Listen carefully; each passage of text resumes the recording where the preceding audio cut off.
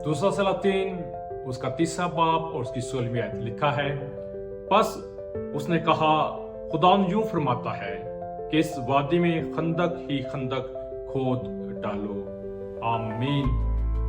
ना हवा है कहीं, ना ही मैं देख रहा हूं बादल गरज रहे हैं, ना ही कहीं से कोई घटा आती हुई नजर आ रही है, ना ही गरज चमक है, ना ही तेज आंधियां हैं।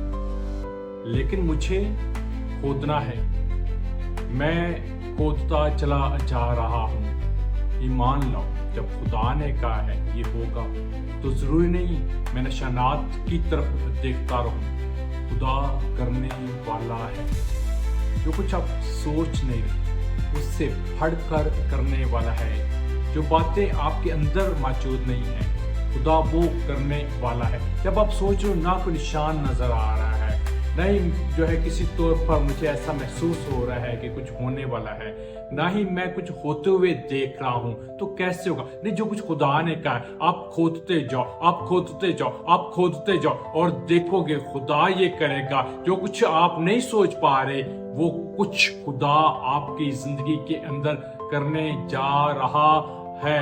मैं आसान करता हूं, वो सुपर नेचुरल बात जो कभी मैंने सोची नहीं। सहरा में पानी मौजूद नहीं है, लेकिन उन्हें सिर्फ खोदना है।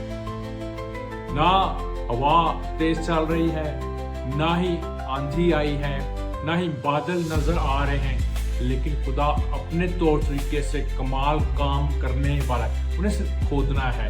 आपको खुदा का हुक्म मानना है और ईमान लो, आपके लिए मफूकुल फितरत काम होने जा रहा है, आपके लिए मौजा होने जा रहा है। आप पीछे मत हटो, क्योंकि खुदा ये करने जा रहा है। आपकी सोचों के मुताबिक नहीं, बल्कि अपनी अकल के मुताबिक, आपके तरीके के मुताबिक नहीं, बल्कि अपने हाथ की कुदरत के वसीला से। आप कुछ महसूस करो या ना करो, आपको कुछ नजर आए या ना आए, लेकिन आपका खुदा आपके लिए सहरा के अंदर पानी मुहैया करने वाला है।